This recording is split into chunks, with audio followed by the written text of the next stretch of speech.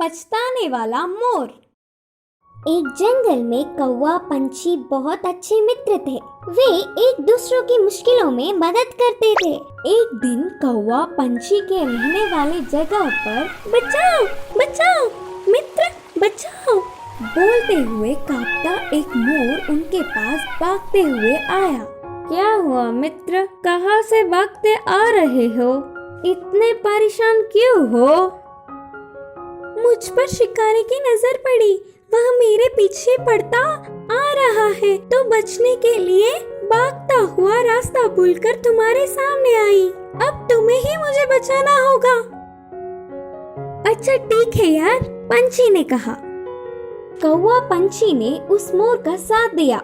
फिर से वापस जाने के लिए रास्ता भूलने के कारण कौवा पंछी के साथ वहीं रहते हुए मोर अच्छी मित्र बन गई। उनकी मित्रता कुछ दिन अच्छा था। कौवा पंछी के बीच के मित्रता ना सह पाते हुए मोर जलने लगी। किसी भी तरह कौवा पंछी को अलग करना चाहती थी। एक दिन कौवा भोजन के लिए बाहर जाने के समय पर मोर ने पंछी से कहा, मित्र, तुम कौवे से इतना ज्यादा मित्रता बढ़ाकर बहुत ही नजदीक रह रहे हो। क्या तुमने उसकी बदसूरती कभी नहीं देखी? उसे देख सब चिढ़ जाते हैं। तुम्हारा उससे दूर रहने में ही भलाई है। मैं जो कहनी चाहती थी वो कह चुकी, बाकी तुम्हारी मर्जी। वह सुनकर अचानक चौंकने वाला पंछी मोर से कहा, हाँ सच्ची, मैंने इतने दिनों से कौवे के बारे में सोचने की कोशिश भी नहीं की। हट, उससे क्या दोस्ती, उससे क्या मित्रता। तुम्हारे जैसे सुंदर वालों से मित्रता करने से मेरा मूल्य और होदा बढ़ेंगे। उसकी चाल सफल हुई करके मोर खुश हुई। आगे आगे मोर पंछी के व्यवहार में परिवर्तन देख कौवा उन्हें उसे दूर करने की बुरी सोच को समझी। एक दिन, मित्रों, मेरी वजह से तुम्हें तकलीफ हो रहा होगा, इसीलिए इधर के पास में ही एक घोंसला बनाया। मैं वहाँ जाकर रहूंगा। चलता हूँ करके कौवा उदास होकर कहा। वह अपने आप जा रहा है करके बोलने पर मन ही मन बहुत खुश होकर, अच्छा अब तुम्हारी मर्जी मित्र, मोर और पंछी ने कहा। मोर और पंछी कौवे का भला टली करके खुशी मनाने लगे। ऐसे समय बीतता गया। पुराने मित्रों को छोड़ के आए हुए बहुत दिन होने से कौवे को उन्हें देखने की इच्छा जागी। पुरानी जगह पर उड़ता हुआ आया। उसी क्षण अपने पंख खोलकर नाचने वाले मोर पर एक शिकारी ने निशाना लगाया। कौवा देखा और परेशान हुआ। हटो वहाँ से, मोर मित्र, हटो, खतरा खतरा बोलकर जोर से चिल्लाया। पास में मरी हुई सांप को अपनी चोंच से पकड़कर शिकारी पर छोड़ा। सांप अपने ऊपर गिरने से, बचाओ बचाओ, सांप सांप बोलते हुए जोर से चिल्लाकर डर के शिकारी वहाँ से भाग गया। यह सब देखकर मोर के होश उड़ गए।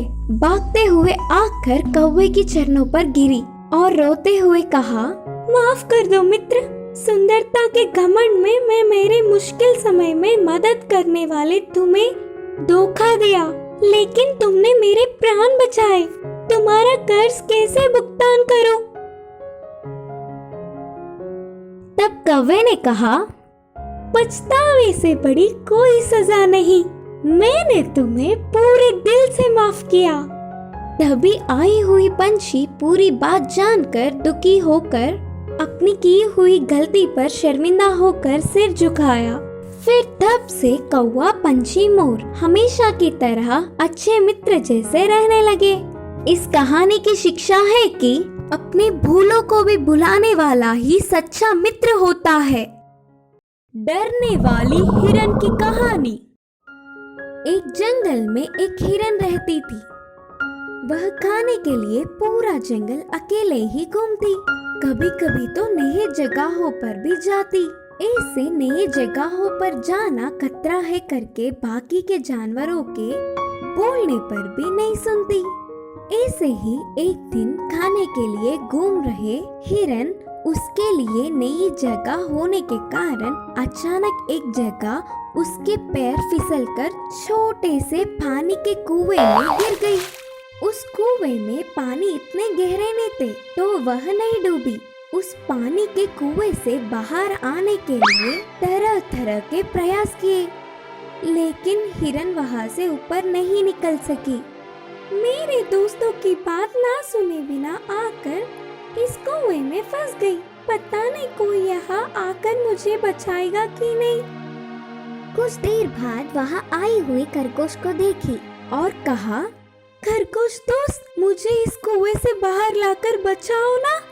खरगोश ने अपनी पूरी ताकत लगाकर बहुत कोशिश की। आखिरकार मुझसे नहीं होगा, और कोशिश करूंगा तो मैं भी कुएं में गिर जाऊंगा, बोलकर उधर से चला गया। फिर वहाँ बंदर आया। बंदर दोस्त, मुझे बचाओ, बोलकर पूछी हिरन। बंदर कोशिश कर करके, हैं तुम इतने बारीक क्यों हो? तुम्हें तो बाहर लाने के लिए शायद बलवान हाथी मामू को ही आना पड़ेगा, बोलकर वहाँ से चला गया। उसके बाद वहाँ भेड़ और गधा आए और हिरन को उस पानी के कुएं से बाहर लाने की कोशिशें की, लेकिन वह मदद करने के लिए इतनी मेहनत करने पर भी कुएं से बाहर नहीं निकल पाई। हिरन ने चिढ़कर कहा, तुम्हारी सारी कोशिश बेकार है, अब तुम अपने रास्ते जाओ। भेड़ और गधा उसकी स्थिति का विचार करते हुए वहाँ से निकल गए। ऐसे कुछ देर बाद दूर से शेर गरजता हुआ हिरन के पास ही आने लगा। महाराज शेर की आवाज सुनते ही हिरन अपने प्राणों के डर से कांपने लगी। एक क्षण की भी देरी ना करते हुए अपनी पूरी ताकत जुटाकर बस एक ही छलांग में पानी के कुएं से कूदी और बाहर निकलकर भाग गई। ऐसे कुछ दूर भागने के बाद हिरन को कुछ समय पहले ही मदद करने वाले खरगोश, बंदर, भेड़ और गधा दिखे। हम सबकी मदद लेने पर भी कुएं से बाहर नहीं निकल पाई, तो अब कैसे बाहर निकल गई? बोलकर गधे ने पूछा। तब हिरन ने कहा, महाराज शेर के गरजने की आवाज सुनकर उनको उसी तरफ आना पहचान गई, तो वो बस प्राणों को खोने के डर से अपने आप में एक छलांग में कूदकर बाहर निकल गई। यह बात सुनकर वे सब चौंक गए। इस कहानी की नीति है कि कभी कभी अपने डर भी ताकत बन जाते हैं। बिल्ली का निर्णय। एक बार एक गांव में एक पेड़ की छाल में कौवा रहता था। एक दिन वह आहार लाने जाके वापस आने तक बहुत देर हो गई। कौवे के बाहर होने के समय पर एक खरगोश आकर कौवे के छाल में सो गया। कौवा शाम को आकर खरगोश के रहना देख गुस्से से कहा, कौन हो तुम? यह मेरी जगह है। मेरे ना होने वाले समय पर आके कब्जा करना चाहते हो क्या? तुरंत चले जाओ। तब खरगोश, हाँ, यह नदियाँ, गुफाएं, पेड़, छाले, ये सब किसी के नहीं होते, सबका ही होते हैं। उस समय में रहने वालों का ही निवास होता है।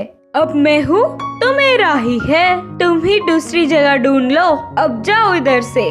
खरगोश की बातों से और गुस्सा होकर कौवे ने कहा, मेरा घर कब्जा करके ऊपर से मुझे ही जाने के लिए बोल रहे हो?